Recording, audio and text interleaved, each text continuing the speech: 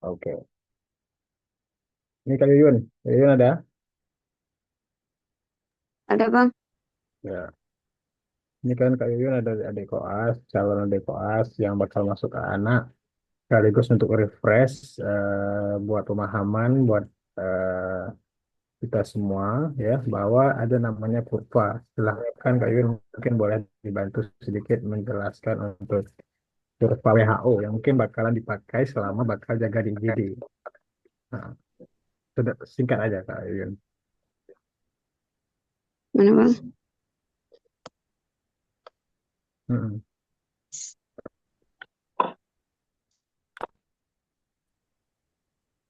Silakan Kak Yuyun, sekarang belum terdengar. Baik, di sini mungkin nanti kita pas saat melakukan pemeriksaan antropometri untuk bayi-bayi, untuk anak-anak ini bawah usia 5 tahun, kita akan menggunakan kurva daripada WHO. Nanti kita akan mengukur untuk misalnya nih yang kurva yang udah ditampilkan di layar, yaitu kurva berat badan berdasarkan usia. Jadi nanti kita jangan lupa melihat untuk laki-laki kurvanya warna biru, untuk perempuan nanti warna pink. Kemudian di situ kita plotkan setelah kita ukur pertama berat badan berdasarkan usia. Berat badan bertanggung usia ya. Ini ya. Ya Bang. Terus, misalkan berat badannya berapa nih, Kak? Iya. Misalnya berat badannya dua 3 kilo 3 kilo. pada bayi. Ya, nah 3 kilo kecil sih. Misalnya usianya berat badannya 10 kilo Bang. 10 Misalnya kilo. usianya berat badan 10 kilo pada usia 1 tahun 3 bulan. 1 tahun, 3 bulan. Nah, jadi gitu ya. 1 tahun, ini hitungannya 1 bulan, 2 bulan, 3 bulan. Oke, di sini berarti. Ini di sini. Nah, terus gimana nih cara menjodohkannya, Kak? Ya, berarti pertama kita tarik dulu eh, berat badannya 10 kilo, kita tarik eh, horizontal, terus ke samping, terus kita lihat usianya itu 1 tahun 3 bulan, di mana letaknya. Jadi kalau dia berada di antara positif 2 sampai dengan minus 2 standar deviasi, nanti kita plotkan apakah berat badannya normal, terus underweight atau overweight. Oke. Kalau misalkan di atas ini, Kak, siapa? Kak Yuyun, misalkan di usia yang 1 tahun 3 bulan, dia berat badannya 16 kilo misalkan. Maka gimana tuh Kak Yun? Maka di sini dia tempatnya. Ya, berarti dia di atas positif 2 kan. Di atas positif 2 berarti overweight ininya. O- Oke, Atau berat badan berlebih. Atau berat badan berlebih. oke. Baiknya.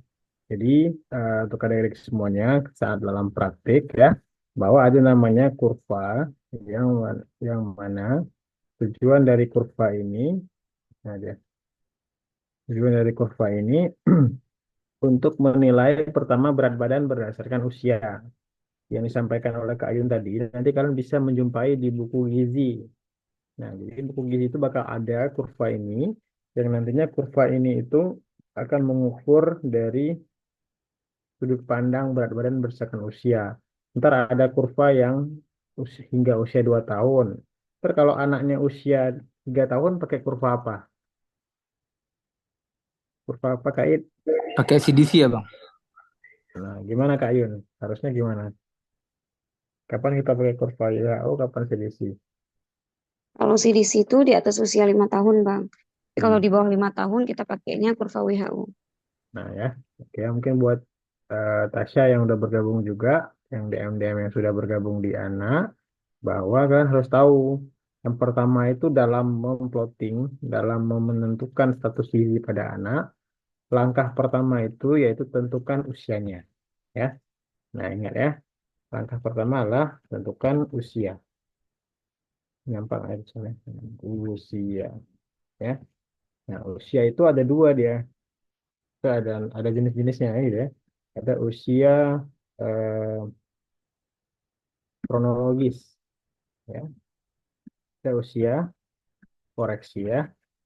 Nah, apa itu usia kronologis? Misalkan ya, dari mulai dia saat ini hingga saat diperiksa dia hingga dia lahir, ya. Jadi dari lahir dia sampai dia diperiksa itu namanya usia kronologis. Misalkan usia anak nih tadi dihitung bahwa 1 tahun 3 bulan. Nah, memang dia lahirnya itu dari dia lahir sampai dia sekarang usianya memang 1 tahun 3 bulan gitu ya. Oke, baik. Oke, Kak Yon lanjut. Terus, seumpama misalkan setelah di usia kronologis tadi 1 tahun 3 bulan, nah kalian jangan buru-buru langsung plotting, gitu ya. Misalkan nih Yuda bertugas di Poli, terus pas Yuda ketemu berapa usianya Bu, Adik? 1 tahun 3 bulan, karena di apa? Di lembar SJP atau di lembar pendaftarannya dia lahirnya misalkan memang kalau dihitung dari dia tanggal lahir sampai sekarang itu dia usianya 1 tahun 3 bulan. Nah kalau pada anak-anak nggak gitu, ya paham ya? Dan yang lainnya. Nah, jadi anak-anak itu harus menentukan usia koreksi. Ada yang tahu usia koreksi itu gimana? Yang sudah di anak, yang sudah bergabung, misalnya yang sedang bergabung saat ini siapa nih? Nurun, Nurun, Nurun, Nurun. Gimana Nurun? Nurun Nazira. Usia Ya koreksi, Bang, usia koreksi itu gimana sih?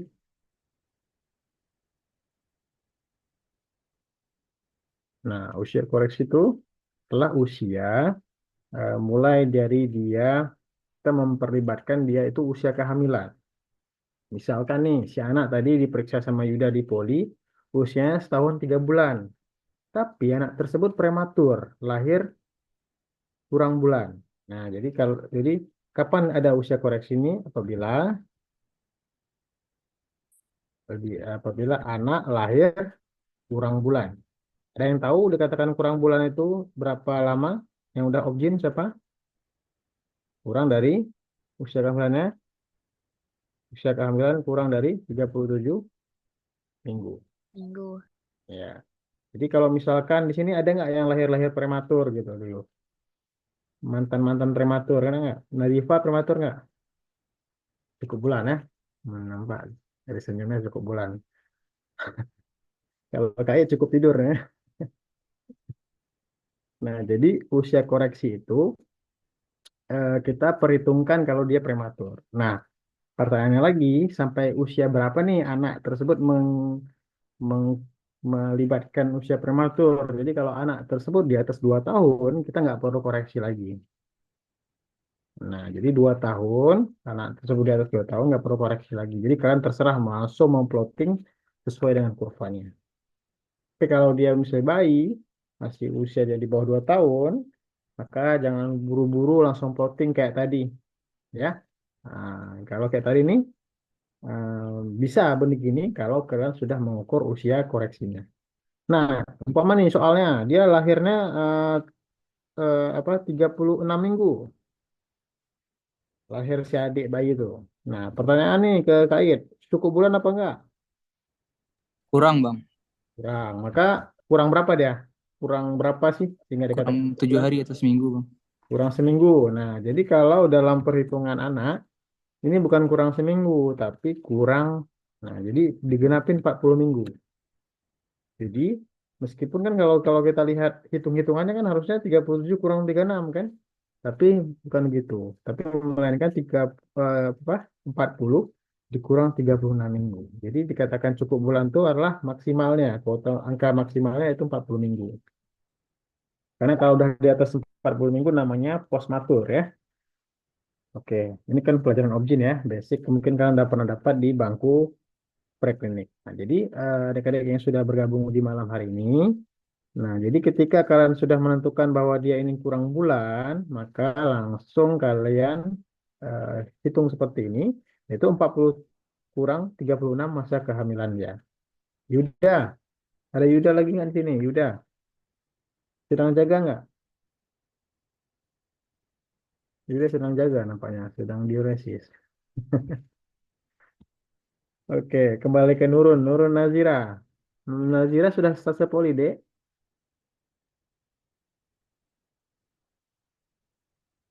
Nurun nggak ada lagi ya? Oh, Nurun, gimana, Dek? Sudah selesai poli? Nggak ada kabar nih. Ya, jadi suara Bang jelas masih kait? Jelas bang. Nggak jelas. Oke. Oke, jadi kan kalau kalian udah hitung ini 40 hingga 36 minggu, berarti kan selisihnya berapa nih? 4 minggu ya. 4 minggu itu sama dengan berapa lama? 1 bulan bang. 1 bulan ya.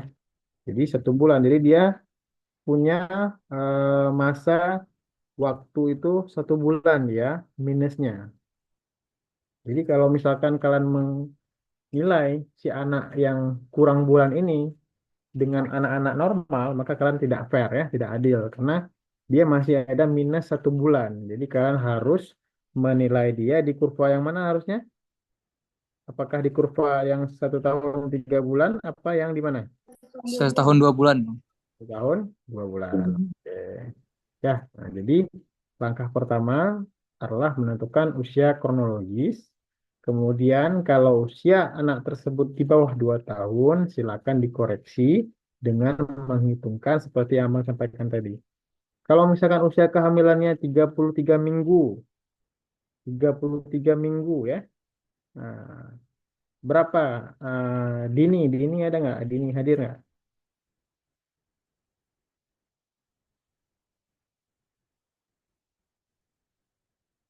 Siapa nih yang join lagi? Dini hadir? Atau Fatin lah yang dan kawan-kawan lagi mumpung rame tuh sampai bertiga hemat kuota.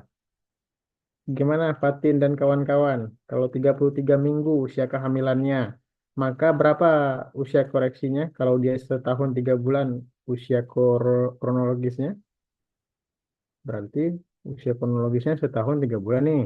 Terus dikoreksi 33 minggu. Berapa kait? 7 minggu bang. 7 minggu. Berarti gimana tuh konversinya? Kalau dia tadi, sorry kita catat lagi. Sebulan Eh, 3 minggu bang. Sini ya. 1 bulan, 1 tahun 3 bulan nih. Terus dikurangi dengan tiga Sebulan 3 minggu. 1 bulan 3 minggu. Berarti 1 bulan, nah, 3 minggu ya. Nah, berarti berapa nih usia kronologisnya? 1 tahun ya. 1 tahun berapa terus? 1 bulan ya. Tahun sebulan dan 1 minggu bang. Kalau usia Nah, koreksi. 1 tahun, 1 bulan, 1 minggu. Nah, sekarang Kak Yuyun. Ini kira-kira kalau umur 1 tahun 1 bulan 1 minggu ini taruh di mana Kak Yun? Di 1 tahun 1 bulan aja Bang, kalau untuk pertumbuhan. Karena Di- dia di bawah 15 hari. Oke. Mm. Nah, Nadifa, Nadifa, padahal di rumah ada yang ekspor kan di bidang ini, betul nggak? Oh nggak ya, Nadifa, betul, betul, senyum ya. Oke, Eh, jadi kan betul yang disampaikan Kak Yuyun tadi ya.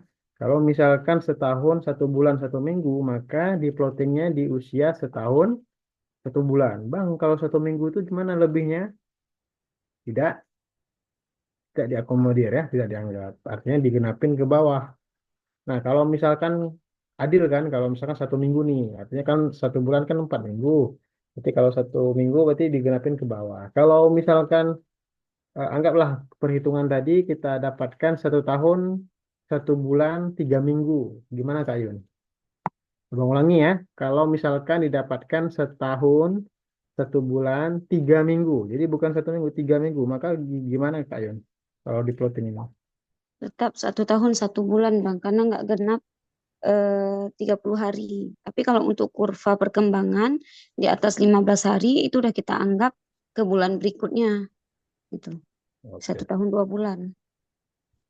Gimana Kan tadi 1 tahun 1 bulan Hmm. 21 hari berarti kan, atau 3 minggu ya. Hmm. Jadi karena dia nggak tidak genap 1 bulan 21 harinya, maka kita tetap pakai 1 tahun 1 bulan. Itu untuk kurva pertumbuhan. Tapi kalau kita untuk misalnya mau koreksi ke Denver, untuk kurva perkembangan, 1 tahun 1 bulan 3 minggu itu, karena 3 minggu itu udah lebih dari 15 hari, maka kita hitungnya 1 tahun 2 bulan, Bang, untuk Oke, usianya. terima kasih Kak Yun. Gimana Tasya, hadir nggak Tasya? Tasya bersama di Zoom nggak?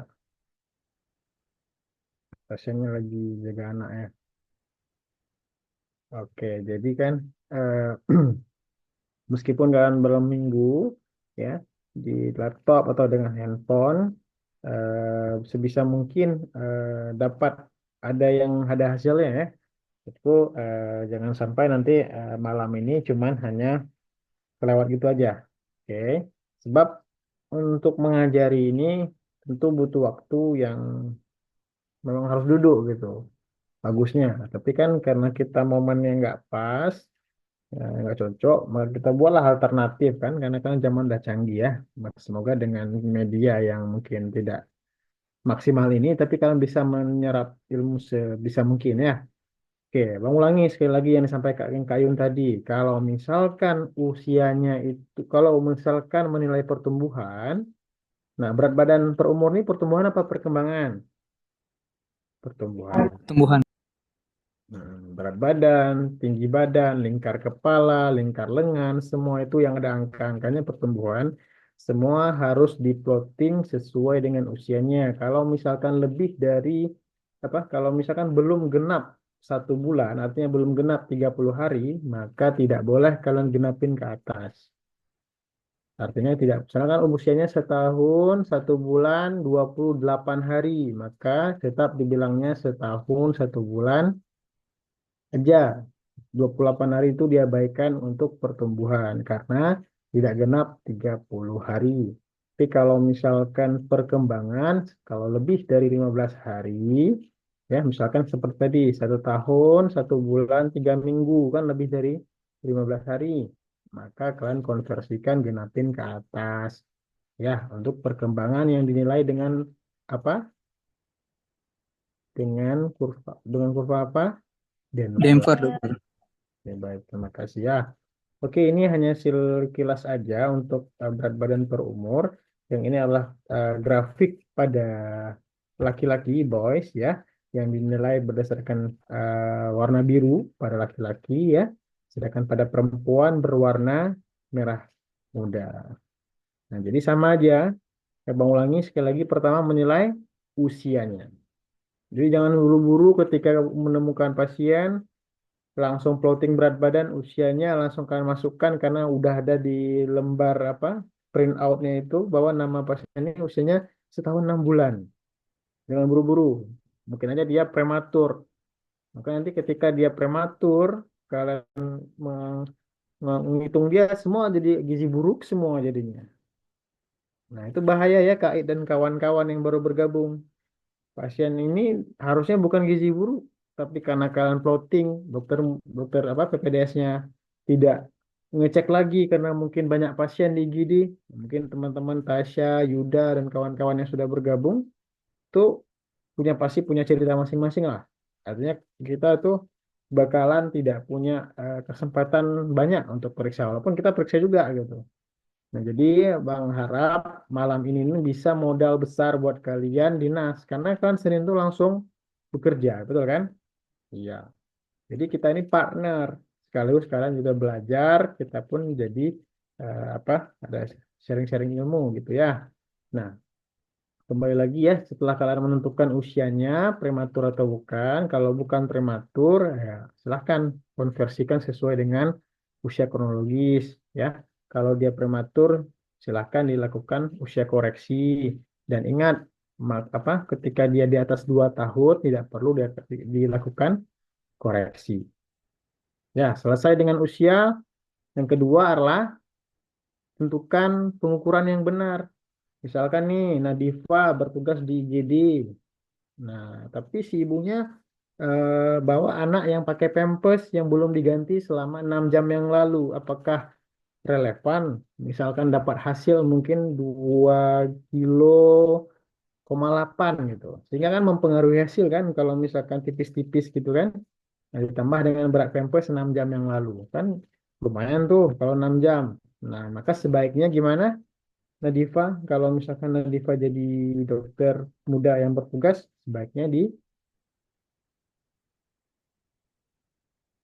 gimana Nadifa? Ditukar dulu dokter Pempasnya. Ya, ya, diganti dengan telanjang ya, pakaian tanpa pakaian ya. Jadi jangan diganti terus ini kan. Jadi agak repot lagi ya. Jadi memang betul-betul tanpa pakaian ya, sebisa mungkin ya. Nah, kalau emang nggak bisa kayak itu ya, bisa mungkin ya pakaian tipis gitu ya, sehingga tidak. Kalau di teori memang nggak boleh pakai pakaian. Tapi kan kalau pelaksanaan mungkin ketika menyuruh ibunya itu, ibu harus telanjang ya, ibunya, ibunya malah apa ini ripong kali gitu kan. Nah, tapi ya kita harus mampu menjelaskan ya, karena ketika konversinya masuknya beda, maka beda lah. Karena anak itu tidak hanya dinilai, diobati hal penyakit aja. Misalkan nih pasien pneumonia kan, pasien asma atau pneumonia masuk tuh si anak tuh. Kan kita udah tahu nih obatnya nih. Tapi gizinya gizi kurang, gizi baik. Setelah kalian plotting dengan ini. Apa kalian abai dengan itu? Enggak. Makanya dokter anak itu enggak hanya menterapi penyakitnya, tapi juga menterapi hal-hal basic manusia, yaitu seperti gizi, imunisasinya. Nah, tentu kita nggak bahas lengkap malam ini. Hanya men-trigger aja bahwa ada hal-hal yang perlu kalian tahu bahwa di anak itu ada hal-hal yang paling banyak kalian gali di saat anamnesis di IGD. Ya, jadi kalian melihat bisa lihat template-template yang udah di senior kalian bangun, apa aja itu yang ditanyakan, ya. Kalau menanyakan imunisasi, riwayat imunisasi itu jangan tanya, ibu, anak ibu imunisasinya lengkap apa enggak? Pasti kan kalau Kak ini sebagai anak dokter pasti kan langsung bilang lengkap, lengkap, lengkap, anak saya lengkap gitu kan. Pasti kan gengsi untuk bilang nggak lengkap kan. Nah, jadi jangan bilang gitu pertanyaannya. Pertanyaan itu lebih sifatnya terbuka. Ibu, imunisasi apa aja yang udah dilakukan? Nah, dia mention lah satu-satu tuh. Nah, sambil kalian mungkin awal-awal lihat kopean, harusnya di usia setahun 3 bulan itu dapat apa aja sih? Nah, itu kita sharing ya, filenya. Pas dia bilang, Abeno dokter, campak dokter, dah, dia sebutin dua. Harusnya dia di usia dia itu dapat tiga, dia cuma dapat dua. Maka kalian bilang itu imunisasi apa? Tidak lengkap, gitu. Jadi, jadi sesederhana itu ya. Jangan tanya, ibu anak ibu lengkap nggak manusia? Pasti dia jawabnya lengkap, gengsi dong. Apalagi anak-anak yang mungkin bidan atau perawat yang mungkin untuk bilang tidak lengkap meskipun dia takut anaknya suntik atau mungkin dia punya keyakinan untuk tidak percaya imunisasi, tentu dia malu dengan profesinya, bakal dia jawab lengkap gitu ya. Jadi kita pun sebagai penanya dokter harus pandai dalam memilih pertanyaan agar tidak ditipu dengan pasien. Oke, selesai dengan itu. Oke, untuk kurva antropo ada pertanyaan. Nah, jadi sejauh ini kurva ini tidak hanya milik berat badan per umur ya, tapi juga ada milik apa lagi lingkar kepala apa tinggi badan berdasarkan usia. Nah, ini yang sedang tampilkan adalah Hex for age ya, artinya tinggi badan berdasarkan usia. Jadi kalian bisa melihat bahwa yang Bang pilih di sini adalah kurva yang 2 hingga 5 tahun. Nah, 2 hingga 5 tahun bahwa ketika tadi kalian mengkonversikan itu jangan salah-salah ya. Misalkan nih, kayak tadi Kakak No Yuyun bahwa menyimpulkan misalkan ketika di garis antara garis 2 plus 2 ini dan minus 2 maka kalau berat badan itu disebut apa? Berat badan per umur tadi disebut apa konversinya? Berat badan normal ya. Hmm. Nanti ada berat badan lebih ya. Nanti ada berat badan kurang ya, dan berat badan sangat kurang. Nanti itu kita kasihlah tuh contoh-contoh kopi-kopian, tanyalah sama kawan-kawan yang sebelumnya ya. Sehingga kalian nanti dalam mengkonversikan ketika dia di garis mana titiknya, maka itulah artinya. Tentu ada kurva berat badan berdasarkan usia, tinggi badan berdasarkan usia, dan berat badan per tinggi badan itu punya penilaian tiga. Jadi bukan hanya dua ya. Mungkin nanti TPDS juga di sini ya ada Fauzi, ada Yuyun. Selama ini melihat ada dua ya, perawakan normal dan status gizi baik, perawakan normal gitu doang. Seharusnya tidak hanya dua, tapi tiga harusnya. Apa aja? Um, Ya, kalau perawakan tuh sudut pandangnya apa? Sudut pandang tinggi badan berdasarkan usia, sedangkan sudut pandang berat badan berusia jangan lupa gitu kan, yaitu melihat dari apakah dia berat badan lebih apa enggak. Sedangkan berat badan per tinggi badan nanti di sini berarti namanya weight for age ya. Nah, jadi maka itu untuk menilai status gizi. Jadi gizi itu dinilai dari apa? BB per TB ya. Oke. Ada pertanyaan? Nah, ini singkat aja untuk kurva WHO. Tentu kurva WHO ini dipakai pada usia 5 tahun. Ya, gampang untuk pakai kurva WHO karena hanya kalian mencocokkan satu garis dengan garis bawah ya, vertikal dan horizontal sehingga mempertemukan satu titik yang dimana kalau misalkan titiknya di sini nih, nah pas di tiga, kalian itu plottingnya di mana? Gimana? Di mana? Misalkan dia di kan dia interpretasinya kan ada yang dia mana dia? Nah, ada yang di atas plus 3 gitu ya. Ada yang gimana ya? Plus 2 tentang deviasi ya. Sampai dengan plus 3 standar deviasi gitu ya. Plus minus 2 standar deviasi sampai dengan plus 2 standar deviasi gitu ya. Nah, terus di bawah minus 2 standar deviasi sampai enggak ya? Minus minus 3 standar deviasi sampai dengan nah, gini ya. Jadi ada berapa row gitu. Di bawah minus base standar deviasi. Nah, kalau kalian perhatikan dengan pilihan ini, oh sorry, nah, dengan pilihan ini, maka ada ada 5 pilihan ya. Di atas 3, di atas plus 3, terus di antara ini ya hitam ke merah, terus merah ke merah, merah ke hitam, dan di bawah hitam. Nah, ketika dia di tengah-tengah ini, dia pas di garis merah, maaf, garis hitam, maka kan yang milih A atau milih B? Gimana Kak Yun? Milih A, milih hitam atau milih B? Yang B, dokter. Kalau Kak It, B. Kalau Kak Yuyun gimana Kak Yuyun? Gimana tadi Bang? Kalau di pas di positif Hmm, minus 3. Pas di ini yang biru ini, pas di garis hitamnya. Kalau positif 3 normal Bang. Karena kan dia antara minus 2 standar deviasi sampai dengan positif 3 standar deviasi itu perawakan normal. Tapi kalau di atas positif 3 itu udah perawakan tinggi. Oke, Oke, jadi kan, oke, terima kasih Kak Yuyun. Jadi memang interpretasi itu beda-beda. Artinya kan kalau kita kayak Kak Yuyun bilang kalau H4H itu dia konversinya nggak ada yang B gitu ya Kak Yuyun ya. Nggak ada yang B, jadi dia langsung ke yang digabung antara B dan C gitu ya. Iya Bang. Nah, jadi memang setiap item beda-beda, tapi kenapa Bang buat 5 item seperti ini? Karena ada sudut pandang yang lima-lima begini, contohnya seperti status gizi. Maka ini poin Abang di sini adalah bukan menginterpretasi, tapi menentukan ketika kalian di momen yang pas di garis titik itu, maka kalian itu milih yang mana gitu maksud Abang.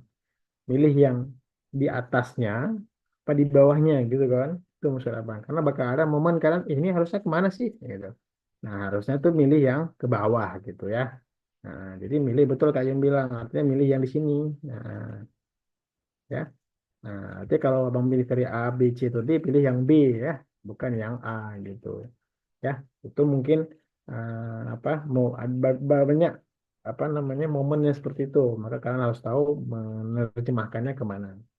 Oke, selesai dengan kurva WHO dan lainnya setelah apa lainnya kalau kalian mulai berat badan tidak tahu caranya ya pengukurannya. Kemudian tinggi badan juga jangan salah-salah ngukurnya ya. Jangan diukur apa namanya? Jangan diukur jari-jarinya tapi diukur tumitnya ya. Nah, jadi apa panjang badan, tinggi badan itu harus benar dalam pengukurannya. Kepalanya yang tegak ya. Nah, ketika ketika kan salah mengukur atau kepalanya bengkok atau tidak berdiri tegak itu juga dipertimbangkan. Memang susah kan dalam praktikalnya, tapi ya itulah melibatkan dua orang ya silahkan kalau memang bisa dibantu. Apalagi kan rame kan di poli 30 orang ya semua bergabung ya. Mungkin bisa banyak bantu di selama kegiatan berlangsung. Terus sudah selesai dengan berat badan, tinggi badan, lingkar kepala, ngukur lingkar kepala dari mana? Itu kalian sudah dibekalkan dulu di kan pas di awal-awal ini kan dari Garuda diputar. Jangan salah-salah ya, jangan pertemuan garisnya jangan di belakang, susah nanti kan lihatnya depan ya pertemuan garisnya biar kalian lebih gampang ngukur berat badan apa lingkar kepalanya. Karena kalian nanti bakal ada stase nicu kan? Stase nicu itu nanti bareng Kak Yuyun. Nanti kalian naik ke Oka bisa, atau mungkin ke Perina bisa. Nanti Kak Yuyun nggak susah nanti pas minta tolong kalian. Nah, antropometri dek bayinya, berapa dek lingkar kepalanya, kalian masih susahin, masih takut pegang kepala bayi gitu kan. Wah, bayinya lembek nih kayak mana nih, ya, masih takut. Nah, jadi di situ kalian udah tahu tuh gimana cara mengukur lingkar kepala. Jadi sebenarnya malam ini juga malam buat memudahkan PPDS juga gitu kan. Selain memang kalian dibekalkan untuk memahami cara mengukurnya. Terus gimana cara mengukur lingkar dengan atas. Karena status gizi ya adik-adik ya. Status gizi itu misalkan kalian nanti di divisi non infeksi pada pasien-pasien kanker dengan adanya organomegali. Apa itu organomegali? Pembesaran organ. Jadi berat badannya itu bertambah besar, bertambah berat, bukan karena dia gizinya bagus, tapi karena ada pembesaran misalkan hati, pembesaran limfa dan sebagainya, sehingga terkesan dia berat badannya bertambah, padahal organnya besar. Maka nggak fair kalau kalian menilainya berdasarkan berat badan per usia. Pada pasien-pasien organomegali, entah itu manapun dia organnya, entah itu osteosarkoma tulang, dimanapun dia organnya, maka menilai status gizinya dengan apa? Lingkar lengan atas per usia. Nah, jadi pakai lingkar lengan atas ya. Nah, jadi apa namanya lengan ya, terus antara dua ini diambil ya, terus nilai tengah itu apa dilingkari ya, kemudian nilainya berapa, sampaiin berapa. Bayi pun nanti diperiksa juga ya, untuk data awal pada pasien-pasien yang baru lahir. Ya, ini basic banget, tapi maksudku ketika ini salah, salah terapinya. Jadi mohon sekali adik-adik semua sudah dibekali bagaimana cara antropometri, karena ini adalah hal yang membedakan antara stase anak dengan stase manapun. Oke ya, sekali lagi untuk yang lainnya mungkin sambil jalan kita bisa belajar. Oke, terus selain menentukan berat badan, ya, tinggi badan, lingkar kepala, nanti ada kurva namanya kurva CDC ya. Nah, tentu ini agak sedikit tidak mudah seperti perkataan orang ya. Karena kurva CDC ini, mana dia ya? Ada nggak ya di HP ku, di laptopku? Misalnya? Atau di, ano, di mana ya? Kita browsing aja. Coba Kak Id, browsing ya, biar aku hentikan berbagi ya. Coba di browsing Kak Id. Untuk kurva Denver itu, ya, kurva Denver itu dipakai ketika usia di atas 5 tahun. Nah, nanti coba kita praktek ya. Di sini ada Presiden juga ada Bang Fauzi ya, Dokter Fauzi, ada juga dokter tadi ada Dokter Vela. Nah, yang tidak berjaga, yang nggak apa-apa. Ya, tujuannya kita saling refresh, saling sharing ya. Nah, mungkin di sini nanti ada yang lebih paham, silakan menambahkan. Ada yang mau ditanyakan?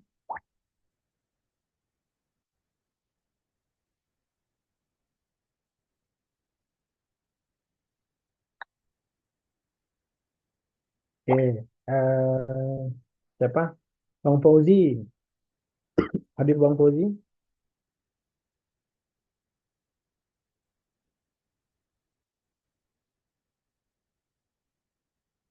Halo Bang Fauzi. Nggak hadir bang. Nah, boleh dibantu Bang Fauzi jelasin gimana sih praktikalnya ketika kita menggunakan kurva CDC. Nah, ini eh, ya kurva CDC tadi kan WHO. Bang Fauzi silakan Bang Fauzi. Basicnya aja. Oke, terima kasih bang. Mungkin kita harus tahu dulu cara pemakaian WHO itu di usia berapa. Seperti yang tadi sudah dijelaskan.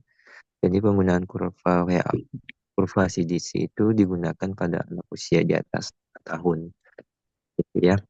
Jadi untuk teknisnya, di sini kita lebih simpel sebenarnya penggunaan kurva CDC. Karena kita tidak perlu memerlukan beberapa lembaran-lembaran kurva seperti kurva WHO. Jadi satu lembar ini sudah bisa merangkap semua perhitungan-perhitungan yang akan kita cari. Di sini bahwasanya ada dua jenis ya untuk CDC. Ada yang lembaran berwarna pink itu untuk anak perempuan, lembaran berwarna biru itu untuk anak laki-laki. Kita perhatikan juga di atasnya pojok kiri atas itu usianya. Di sini kan birth to 36 months berarti dari bawah lahir sampai usia 36 bulan. Di laki-laki ada juga sampai usia 18 tahun ya Bang ya, kalau nggak salah ya Ya di, betul. di CDC-nya ya. Mm-mm. Nah, setelah itu kita isi dulu biodatanya dari baik namanya, terus berat badannya, tinggi badannya, akar lengannya, akar kepalanya. Itu kan ada tuh kolom yang sudah disediakan. Nama orang tuanya, nama ayahnya, dan usia gestasionalnya. Untuk pencariannya sama, yang kita cari dari eh, apa ini. Nah, pertama itu ada berat badan per usia, tinggi badan per usia, mohon koreksi Bang jika ada yang lewat. Terus berat badan per tinggi badan, terus weight for age, dan di sini kita juga bisa mengukur berat badan idealnya. Mungkin contoh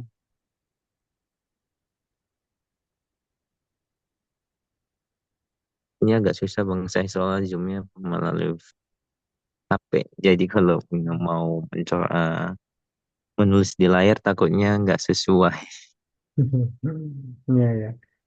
Atau gini aja kasih misalkan pertemuan berapa nih kalau misalkan berat badan segini maka titiknya di mana kasih gitu aja biar nanti dibantu sama ini yang share screen.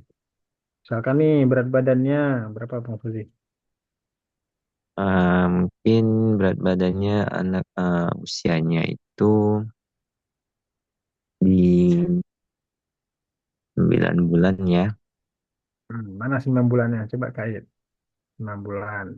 Di mana Bang? Hmm. Yang mana Bang? Eh, eh, maaf, bukan 9 bulan, maaf. Ini ini kita bisa pakai kurva yang ini atau yang mau pakai yang 18 tahun, Bang? 18 tahun. Ini coba gambar yang Ini lain deh. Yang sampai yang 18 tahun ini kan harusnya coba cari yang 18. Nah, ini dia. ah, 20 tahun ya. Oke. Anak usia di anak usia 6 tahun ya.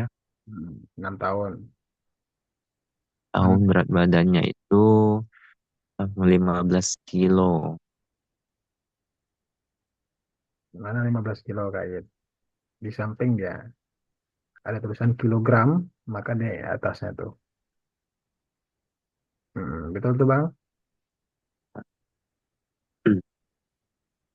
Oke. Terus Oke, jadi pertemuannya. di sini dia ada dua tampilannya ya, kanan kiri itu untuk menghitung kilogram, yang di eh, garis horizontal itu untuk usianya. Kita cari garisnya di usia 6 tahun dengan berat badannya 15 kilo. Kejauhannya kalau di sisi kanan mungkin bisa kita ambil yang di sisi kiri untuk garisnya. Mm-mm. Mm.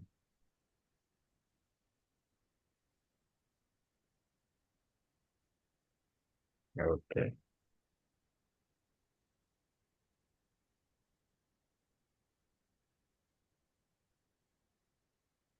oke ya.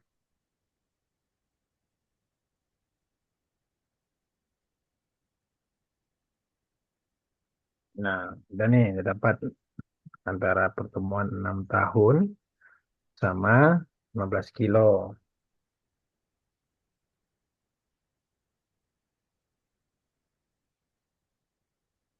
Ya.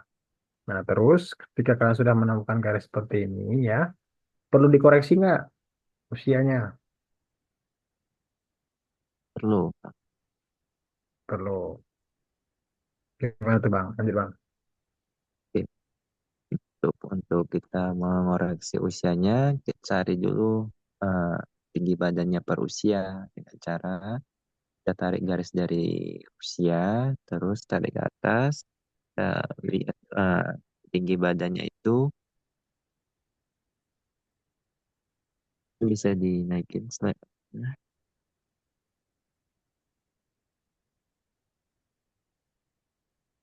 tinggi badannya itu 110 cm. Coba agak kecil lagi deh. Layarnya di ini kan jangan di zoom, coba dikecilkan aja. Jadi kan ada pertemuan antara garis ini antara umur 6 tahun sama dengan yang atas. Nah, jadi betul, betul dong 110.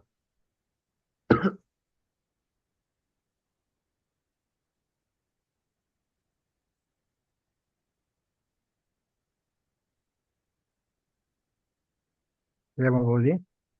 Ya, berarti kan dia di posisinya itu di persentil Hmm. 10 ya. Nah, idealnya kan normalnya itu persentil 10 sampai 50 atau di persentil 50. Berarti kan dia masih di bawah nih. Nah, gimana kita mau cari bahwasannya di usia sekarang ini eh dia berat badannya berapa gitu ya. Heeh. Dan cara kita cari garis yang Aduh, gimana nih? Ini agak susah kalau saya nggak itu kan. Dimension aja Bang. Nah, nah ini kita cari ke garis persentil 50-nya ke sisi kiri. Berarti udah dapet nih di persentil 50. Jadi Tahu kita persentil masih 50. Yang adik-adik DM tahu yang mana persentil 50? Itu kan ada di pojok kanan tuh ada 50, ada 96, 90, 75, 50 dan udah kebayang yang mana? Nah, itu namanya persentil. Jadi 96, 90, 75, 50 yang sederet yang sebelah kanan kecil-kecil tulisannya itu namanya persentil. Oke, lanjut Bang. empat, tarik garisnya ke bawah.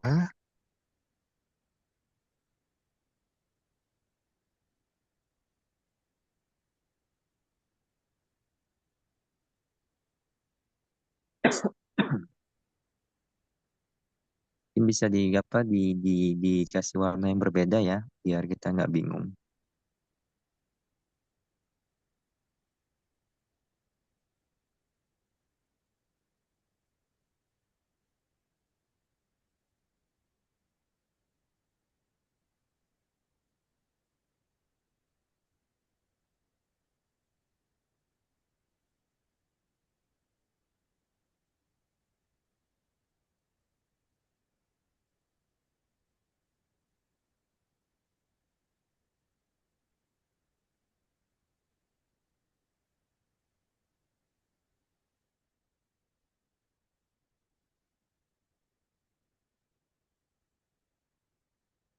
Oke Bang, gimana Bang?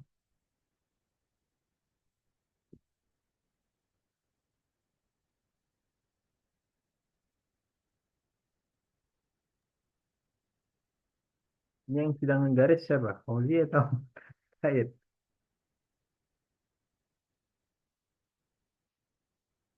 Izin dokter kaki dokter. Oke. Iya, iya. Terus, terus. Mana tadi gambarnya? Oke. Gimana Bang Fauzi? Ada tambahan lagi? Dengan garis-garis yang sudah dibuat sama kait.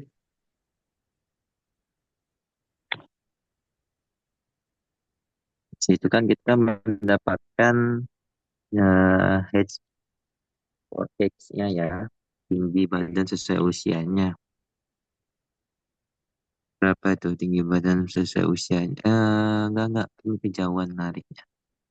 Maksudnya kita tariknya tuh di persentil 50, berarti kan itu di 5 ya, 5 tahun ya. 5 tahun.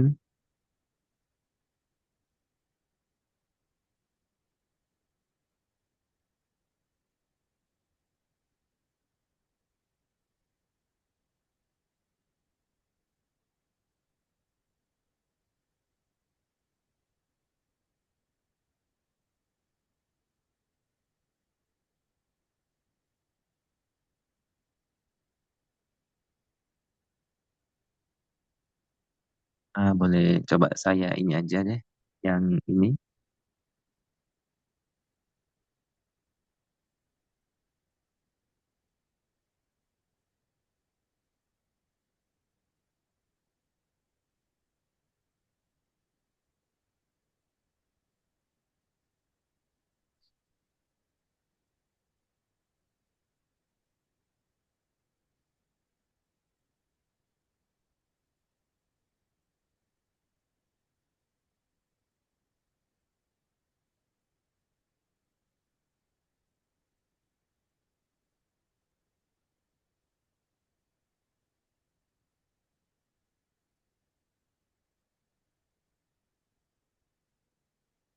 Ini Bang Fauzi sedang mau share screen Bang ya? Gimana? Ya Bang. Maksudnya biar lebih enak. Soalnya nanti Oke, beda beda tafsir. oke, Nah, baik. Kita tunggu Bang Fauzi ya. Oke. Kita recall dulu ya, recall, recall. Hekal, Hekal join. Izin bang, lagi salat bang. Salah. Ya, kelihatan nggak Bang? udah kelihatan. Ini sambil Kelihatan ya. Oke. ya, adik-adik Nah, mohon dicerna ya, karena ini CDC agak sedikit kompleks. Silakan Bang. jadi kita menentukan nih usianya kan 6 tahun nih. Usianya tuh 6 tahun.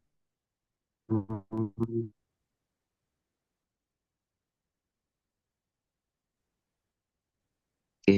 Dengan berat badannya itu 110. Jadi pertama itu kita cari itu baby per U-nya dulu ya. Baby per U-nya itu tarik garis sini. Berarti di bawah dari yang kelima ya. Oke. BB per U 15. Selanjutnya kita cari dulu di usia 6 tahun ini berapa sih berat badan idealnya yang dipunyain sama anak ini. Kita tarik nih garis ke atas sampai menyentuh ke persentil 50. Nah, kan berapa nih kurang 20 kilo ya. Ini berat badan idealnya seharusnya di usia 6 tahun. 20 kilo. Lagi berapa? Jadi totalnya 15 per 20 kali 100. Apa tuh? 3 per Minta 4, dibantu 3 per 4, 75. 5% ya. Ini kita cari dulu nih ya hasilnya, nanti baru kita interpretasi dari Hmm. persentase ini. Setelah dari BB per U, hanya kita cari ini TB per U. Hanya kita cari dari usia 6 tahun ke atas sampai sesuai usia sesuai tingginya tadi 110 cm. Nah, posisinya itu dia berarti berada di sentul 10. Ini 110 per Cari ini berapa sih idealnya di usia 6 tahun ini tinggi badan si anak ini. Kita tarik lagi nih ke atas menyentuh ke persentil 50. Udah dapat titiknya. Kalau bisa nih titiknya harus sesuai ya karena ini sangat berpengaruh. Antara satu kotak ke kotak lain tuh berpengaruh 1 senti. Jadi kalau kita nggak tepat nanti hasilnya juga bisa mempengaruhi si hasil dari persentasenya ini. Sudah dapat, kita tarik garis ke kiri. Kita lihat nih berarti tinggi anaknya itu di usia 6 tahun seharusnya 115 cm. Berarti 110 per 115. Kali dibagi ya, baru kali 55, 100. Berapa 55, itu hasilnya? Berapa bang? 55, 55. 95 ya? Nah, Persen.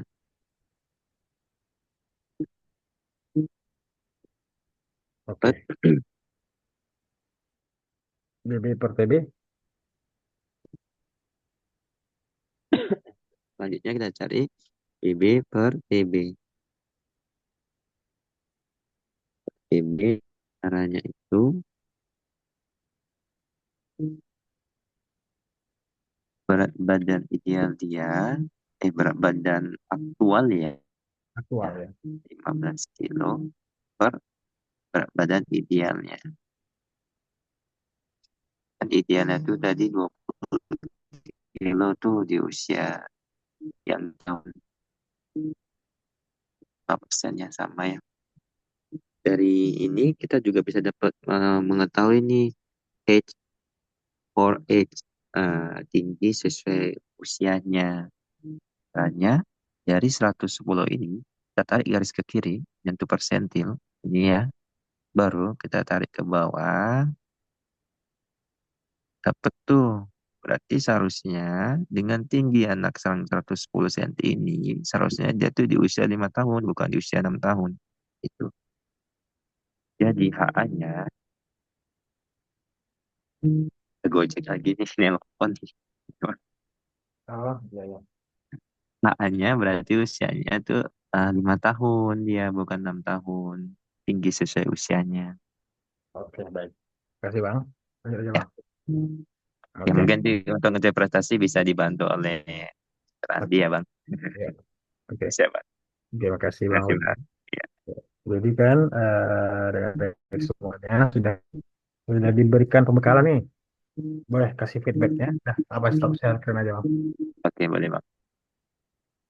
Boleh kasih feedbacknya dari siapa? Kait dulu nih. Mana Kait? Iya bang, Kasih feedback dong. agak bingung sih bang, cuman ada gambaran akhirnya bang. Kalau sejauh ini, kalau kenapa ini bang, kenapa kayak pas PB per TB itu 10 bagi per 20 gitu, 15 per 20 gitu. Bang. Begitu. Iya bang. Kak Yuyun ada koreksi, Kak Yuyun. Dari perhitungan tadi mestinya kan beda kan? Kalau misalkan BB per U, kalau BB per U tadi gimana ya? Tinggi BB per U berat badan dia dibagi dengan berat badan. Terima kasih ya Bang ya. Kita minimize suaranya. Oke. Eh, Jadi BB per U yang dari cetak gimana? Berat badan. Berat badan aktualnya dibagi dengan berat badan idealnya bang. Hmm.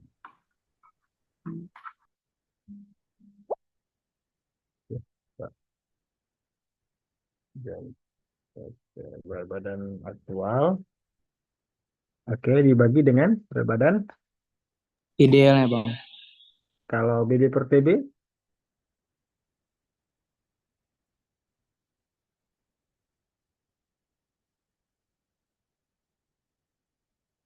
gimana Kak Yuyun?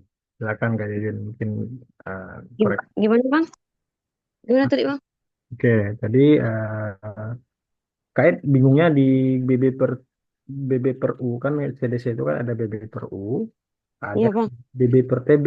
Nah, kita tahu nih kalau BB per TB itu kan berat badan aktual Iya, dibagi dengan berat badan ideal. iya, ya Bang. Sehingga persen dari kali 100-nya itu berapa nih? Sehingga kita Mm-mm. interpretasikan kalau baby per TB itu berapa status gizinya. Sedangkan baby per U gimana? Soalnya kan tadi di contoh yang disampaikan Bang Fauzi kok sama nilainya antara baby per U sama baby per TB gitu. Hmm. Kalau untuk CDC Bang, pertama kan berat badan berdasarkan usia. Berarti kita tarik usia dia, terus misalnya berapa tadi yang udah dicontohkan, terus misalnya jadi dari bawah tuh, dari bawah berat badan berdasarkan usia dia, misalnya yang contoh lain Bang ya, misalnya berat badan dia untuk yang saat ini 33 kilogram. Bentar. Saya Nah, boleh bantu share screen aja. Saya pakai saya. Boleh, boleh, Bang. coba misalnya dari bawah lihatnya. Tuh.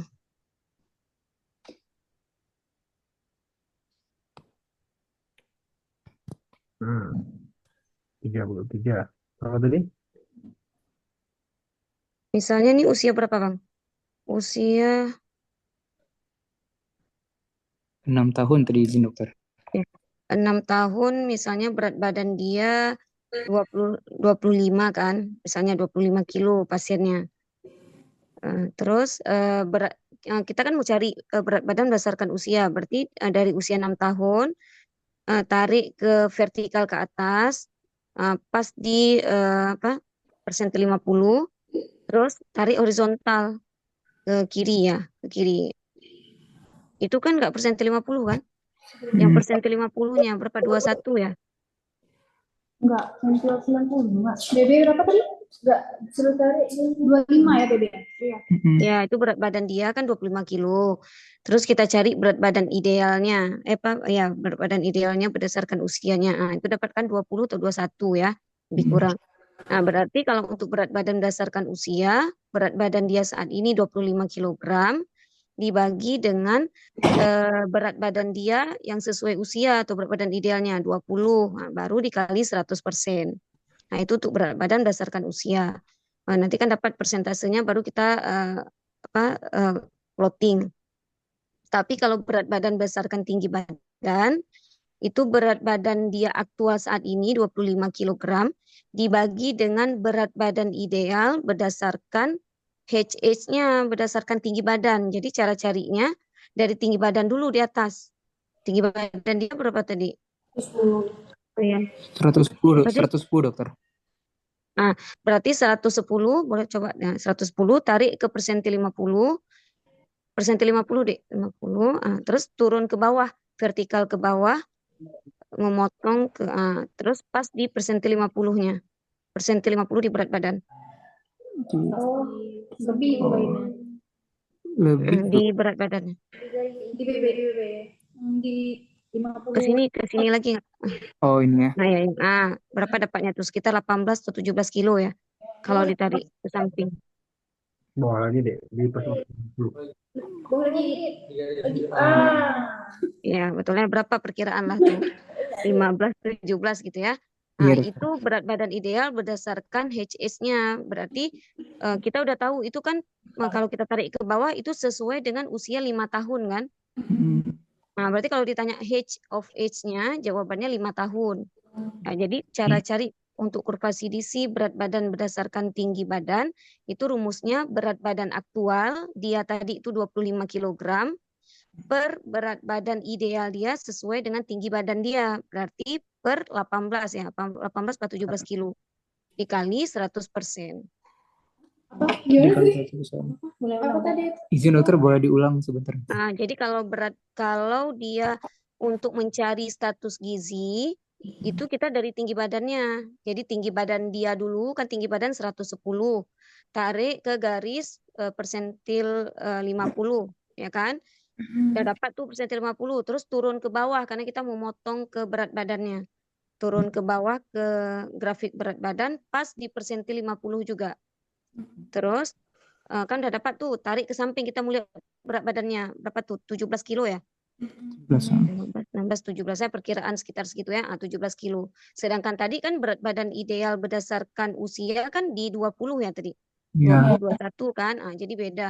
Jadi ini kan dapatnya 17 kilo. Nah, jadi rumusnya kalau untuk mencari status gizi, berat badan berdasarkan tinggi badan, rumusnya berat badan aktual dia saat ini 25 kilo per berat badan sesuai dengan berat badan ideal dia sesuai dengan HH. Ya, HH-nya berarti kan 5 tahun tuh kan. Sedangkan usia dia tadi 6 6 tahun. tahun. Nah, sedangkan berat badan segitu harusnya ada di usia 5 tahun. Ya. Berarti kita taruhnya 25 per 17 kali 100%. Gitu. Oke dokter. Iya. Jadi nanti untuk cari kalori, protein, itu juga kita pakainya berdasarkan HH. Jadi misalnya nanti usia dia 6 tahun, sedangkan dia HH-nya di 5 tahun. Berarti untuk perhitungan kalori, protein, kita pakainya untuk kalori atau protein di usia dia 5 tahun. Nggak bisa pakai yang 6 tahun. Gitu. Oke Iya, dokter. iya, iya. Tapi kalau yang aktual tuh buat ini ya, cairan ya? Yang aktualnya buat Iya, cairan. aktual tuh untuk cairan ya, untuk cairan. Karena kan nggak mungkin berlebih kan, jadi sesuai dia berat badan saat ini. Tapi kalau untuk kalori, protein itu pakainya sesuai RDA atau apa HH-nya. Baik dokter, terima kasih banyak dokter. Iya, sama-sama. Oke Kak ya, tidak cocok ya. Oke, jadi itu ya, itu hanya basic. Terus ada namanya task force. Sudah dikirim task force. Baik. Izin dokter, yang task force dokter ya? Yang pink dan Untuk hipertensi dokter, bukan? ya ya. Nah, Ada sempat kayak download dokter. coba kalau bisa tolong di share screen. Jadi kan selain dengan antropometri apa basicnya yang membedakan anak dengan spesies lain yang tadi kita sudah jelas, terus lainnya adalah vital sign ya. Jadi adik-adik semuanya ini menu terakhir ya pembahasan malam ini adalah vital sign. Tentu sambil sekait ini mencari download dari task force yang akan ditampilkan. Tentu kalian mengukur suhu ya. Pertanyaan pertama itu mengukur suhu tem yang digunakan tuh jangan tem yang lambat sebisa mungkin yang cepat biar tentunya karena kan anak agak rewel ya. Terus apa namanya tem itu disesuaikan dengan tangan kalian juga gitu. Jangan sampai nanti anaknya memang pegang pas kita pegang demam memang. Tapi pas kalian tem itu apa? Pas kalian temnya kok dapat nggak demam gitu kan? Coba dipastikan lagi. Jadi jangan melaporkan yang tidak tidak apa ya tidak tidak logis gitu ya. Nah, memang betul kalian temnya dapat dan dilaporkannya segitu gitu. Tapi ketika ditanya sama PPDS-nya berapa dik suhunya? 35,0 dok. Masa kalian mau aja dibodohin sama tem yang udah rusak gitu ya. Itu satu pelajaran buat kalian ya. Terus tem berikutnya ketika pembahasan tem itu temperatur itu kan ada nilai normal nih. Nilai normal itu kan ada ketika di atas apa ketika dia normal itu berapa sih suhunya? 36,5 hingga 37,2 ya katanya ya. Di textbook ya. Artinya kan suhu normal itu jarak 36,5 gitu. Nah, tentu kalau misalkan di bawah 36,5 atau itu kan 36,0 di bawah itu kan udah hipotermia ya. Nah, artinya kedinginan. Apakah betul pasien itu hipotermia, kedinginan, menggigil dan tem kalian itu memang benar nggak menunjukkan dia kedinginan. Nah, jadi juga lakukan palpasi, benar nggak dia kedinginan, lalu benar nggak dia demam ya. Itu sih apa masukan buat kalian ketika kalian dimintakan untuk melakukan vital sign. Dan pemeriksaan suhu itu mungkin ada ketika ada orang tua yang panikan, diperiksa setiap saat itu juga tidak efisien ya. Tentu ketika setelah diberikan obat demam, maka kalian nanti ada memperhatikan sesama teman-teman kalian bahwa ada cek suhu, kurva demam. Nanti kalian tuh bakal belajar sama teman kalian langsung ya, bagaimana cara mengisi kurva demam yang baik dan benar ya, tidak ada bolong-bolongnya. Misalkan nanti nih kalian tiba-tiba sedang berdinas malam tapi jam 2-nya nggak ditem karena bablas tidur. Nah, itu tidak boleh ya, zalim ya. Nah, mungkin jangan-jangan di jam 2 dia demam tapi kalian baru bangun jam 4 akhirnya kalian tem jam 4 berarti di jam 2 tadi kalian terlambat memberikan penanganan obat. Nah itu juga kasihan adiknya.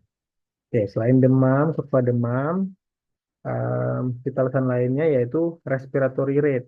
Nah, tentu Kalau pada anak-anak, laju nafas itu lebih cepat, kan? Semakin pendek usianya, semakin kecil bayinya, itu kan usia RR-nya atau laju nafasnya kan lebih cepat. Maka kalian juga betul-betul kalian melakukan pemeriksaan ya. Kalau misalkan memeriksa, jangan cuma diinspeksi aja, dilihat, diraba juga bisa. Ya, apanya yang diraba? Perutnya. Jadi kan ketika perut bayinya itu kan dia kalau bayi kan pernafasannya kan eh, lebih ke pernafasan perut kan ketimbang pernafasan dada. Jadi dia perutnya itu akan naik turun.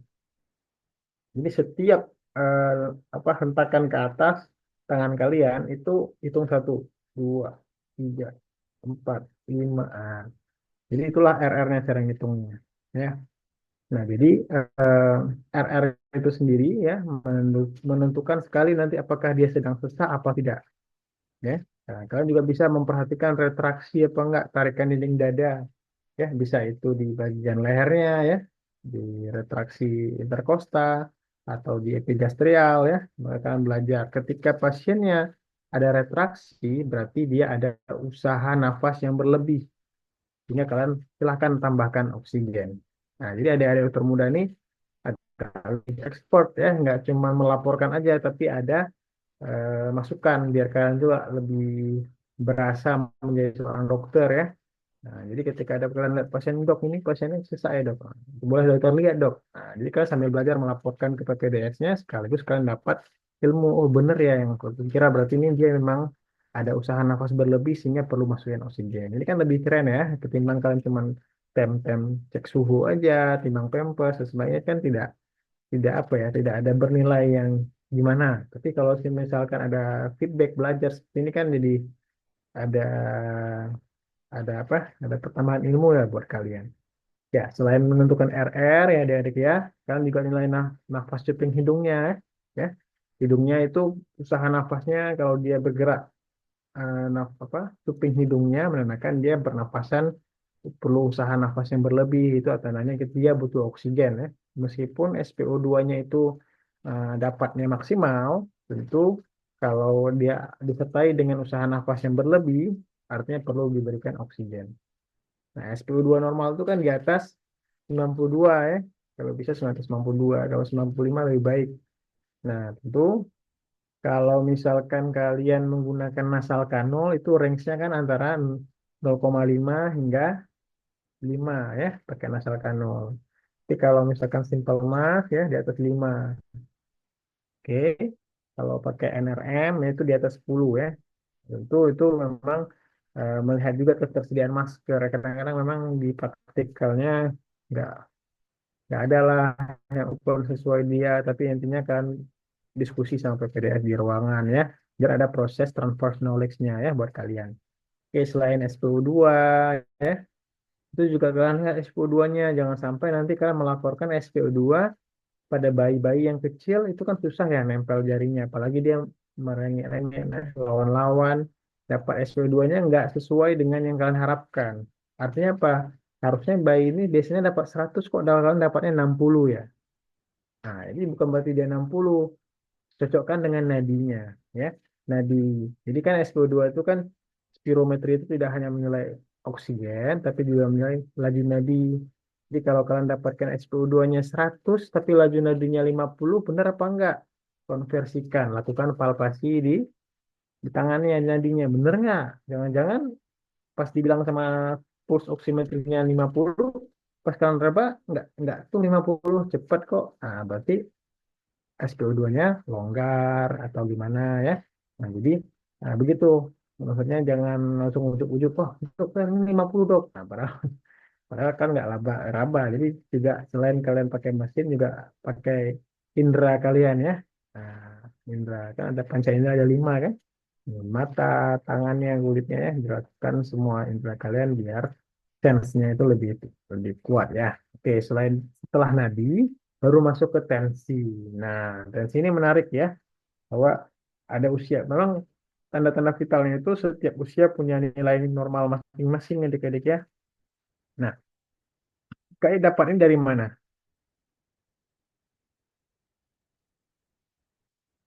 Izin Bang, dari Google Bang. Google ya. Oke. Eh, tak kirim aja dah. Nggak ada dikasih ya sama mereka ya. Teman-teman sebelumnya nggak dikasih ya? Belum ya?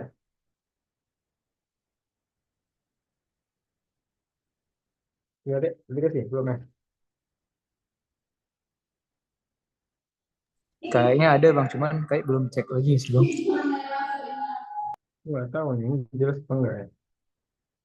Coba aku kirim ya.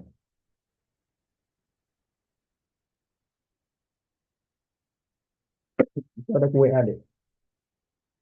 Nah, jadi kan eh, ada warna merah, ada warna biru ya. Di mana setiap ini punya nilai normal masing-masing. Saya punya nilai normal. Udah ditampilkan.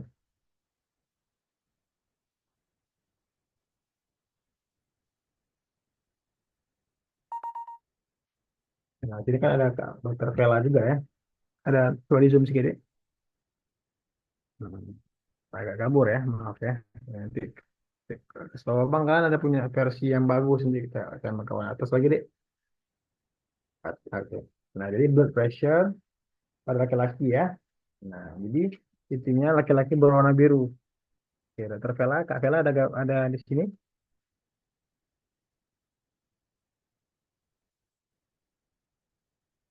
Ada ya. Ini Kak Vela. Nah, jadi eh, untuk tekanan darah ya punya kamu bisa perhatikan ya di sisi kertas sebelah kiri itu kan ada H ya yang dimana dalam kurungnya Y dalam bentuk tahun ya kan nemu ya kan? Nah, jadi eh, oke, jadi yang tadi dalam bentuk apa H tadi itu adalah satuan dalam bentuk ya dalam bentuk yang sampingnya yang 1, 2, 3, 4 itu adalah itu usia ya jadi dalam bentuk tahun. Nah, sedangkan di bawahnya itu kan ada H, ya kan? Nah, kenapa nggak? Lebih zoom lagi. Di bawah, ada H tuh, sentimeter kan? Jadi artinya itu tinggi badan dia dalam sentimeter, yang dimana nanti kan ada 56,1, betul kan? Ada 87,4, ada 89 kan? Nah, jadi itu adalah eh, apa namanya? eh, ukuran tinggi badan ya pada si anak tersebut.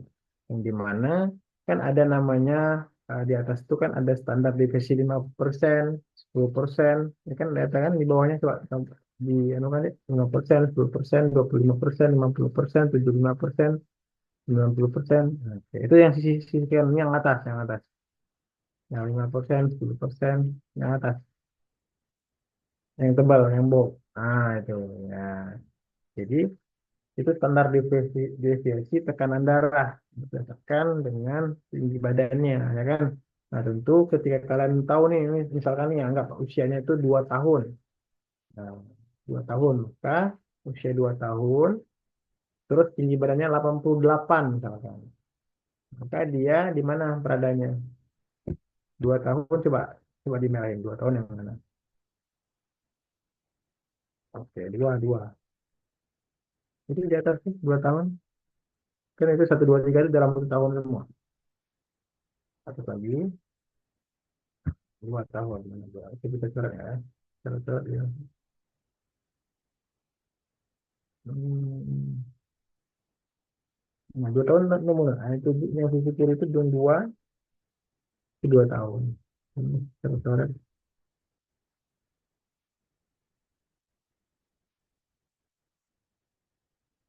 Nah 2 tahun ya gitu ya. Terus ada 50 standar deviasi 50 90 ya 90 berapa tuh 95 ya. Nah terus 95 plus. Nah jadi itu tekanan darah range normal ya. Nah jadi kalau misalkan range normal itu berapa Kak?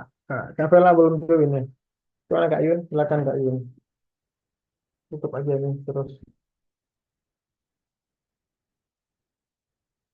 Kak Yun. Untuk task force Bang ya. Hmm, penutup nih. Oh ya Bang. Jadi caranya kita pertama kan berdasarkan usia dulu. Misalnya usia mau diambil di sini usia berapa 2 tahun ya? tahun. Gimana Bang? 2 tahun. Hmm. Ya, 2 tahun. Terus kita lihat tinggi badan dia.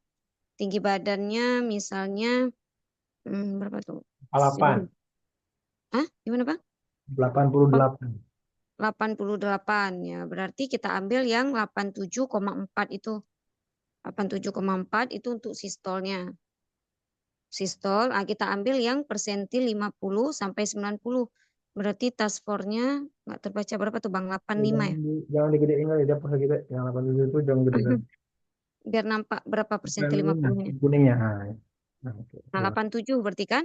Nah, berarti task force itu kan kita mau lihat apakah tensi pasien itu sesuai dengan standar dia, sesuai dengan usianya kan, usia dan tinggi badannya. Berarti misalnya tadi tinggi badannya 88 cm, kita ambil yang 87, ya kan nggak mungkin kita ambil yang 89. Nah, berarti sistolnya, task force-nya antara 87 sampai 100 mm Hg itu untuk sistol. Diastolnya itu yang sebelah sana tuh, yang diastole blood pressure.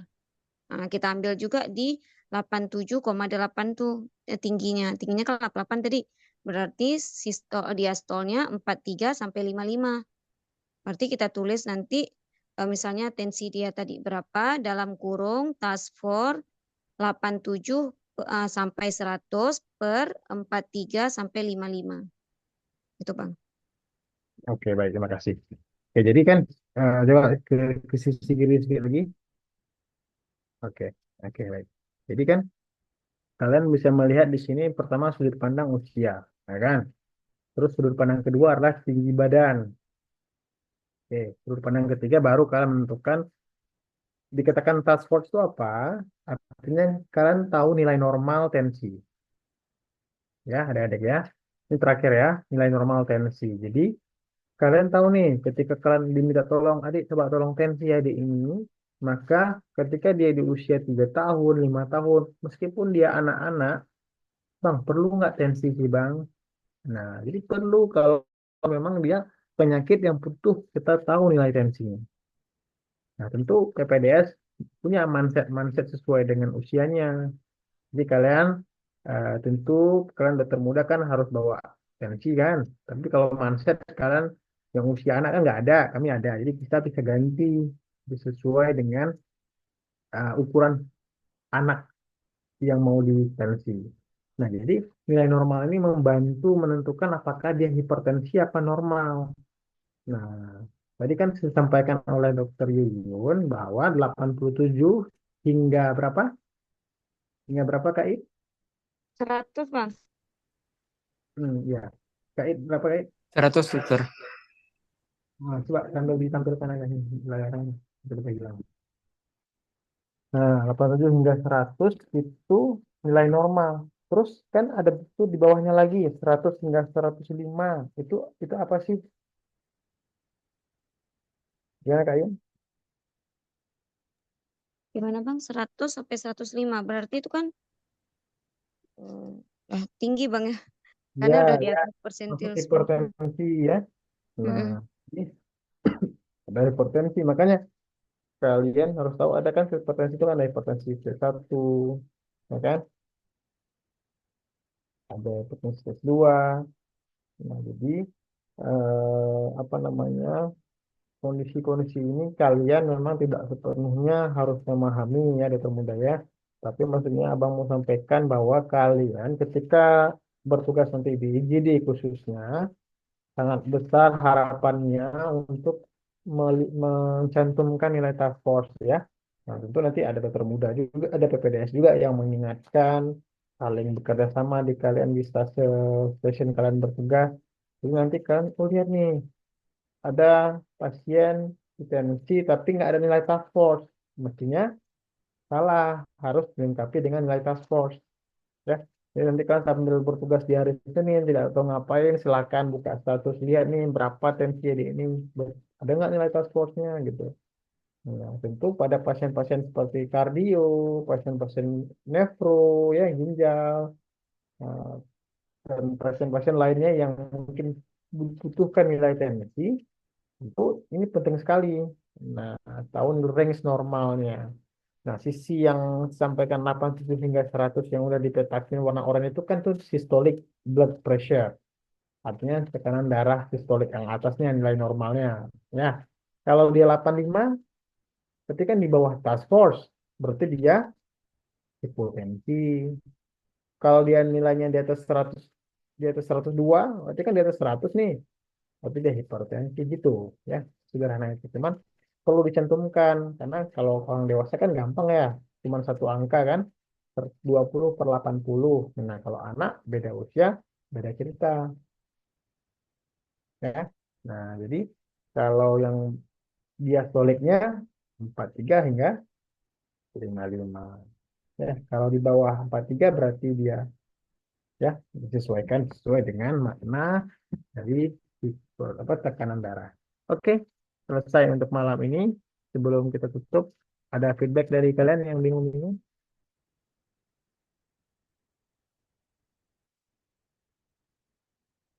Eh, siapa? Cip Maulananda?